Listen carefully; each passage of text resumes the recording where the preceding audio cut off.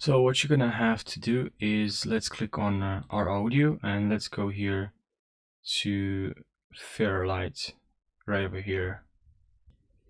So let's click on here, and then here we have our audio, right? So I'll hold shift so I can zoom in, and then I'll press option so I can zoom in the timeline. Now I'll select my video. I go here to A1. This is A1. I'll go here A1 and effects, and then here we have restoration, EU, and EU sound isolation.